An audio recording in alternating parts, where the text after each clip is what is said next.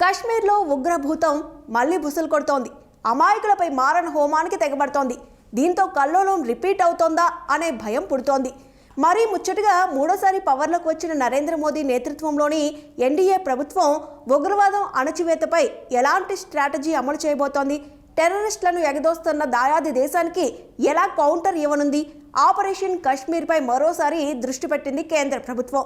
గత కొన్నేళ్లుగా ప్రశాంతంగా ఉన్న జమ్మూ కాశ్మీర్లో ఈ మధ్య మళ్లీ ఉగ్రదాడులు కలకలం నెలకొంటోంది.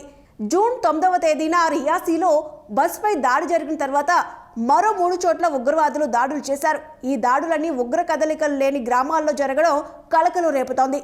దీంతో టెర్రరిజంపై ఉక్కుపాదం మోపేందుకు కేంద్ర ప్రభుత్వం ప్రయత్నాలను ముమ్మరం చేసింది. జమ్మూ కాశ్మీర్లో శాంతి భద్రతల పరిరక్షణపై ఢిల్లీలో ఉన్న ఉన్నత స్థాయి సమావేశం నిర్వహించారు. జమ్మూ కాశ్మీర్లో శాంతి భద్రతల పరిరక్షణపై ఢిల్లీలో ఉన్నత స్థాయి సమావేశం నిర్వహించారు.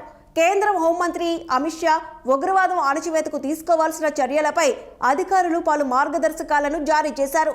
జూన్ నెల 29వ తేదీ నుంచి అమర్నాథ్ యాత్ర ప్రారంభం కానుంది. లక్షల సంఖ్యలో భక్తులు పాల్గొననున్న నేపథ్యంలో అక్కడ తీసుకోవాల్సిన భద్రతా చర్యలపై కూడా అమిత్ షా సమీక్ష నిర్వహించారు. అంతర్జాతీయ సరిహద్దుల్లో బలగాల మోహరింపు, చొరబాటు యత్నాలు తిప్పికొట్టడం, ఉగ్రవాద నిర్మూలన కార్యకలాపాలపై కూడా అధికారులతో షా చర్చించారు. జమ్మూ కాశ్మీర్లో వరుస ఉగ్ర ఘటనలపై ప్రధాని మోదీ కూడా ఇటీవల సమీక్ష నిర్వహించారు.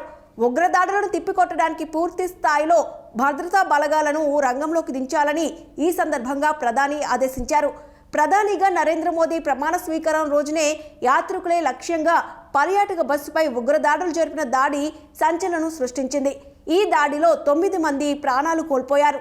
ఈ దారుణానికి పాల్పడింది తామేనంటూ పాకిస్తాన్కు చెందిన లష్కరే తోయిబాకు అనుబంధ సంస్థగా ఉన్న ది రెసిస్టెన్స్ ఫ్రంట్ ప్రకటించుకుంది.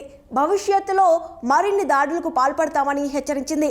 ఆ ఘటన మరవక ముందే కఠువా జిల్లాలోని హీరానగర్ సెక్టార్లో ఒక ఇంటిపై దాడి జరిగింది.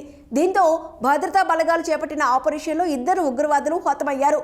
ఒక సిఆర్పీఎఫ్ జవాన్ అమరుడయ్యారు.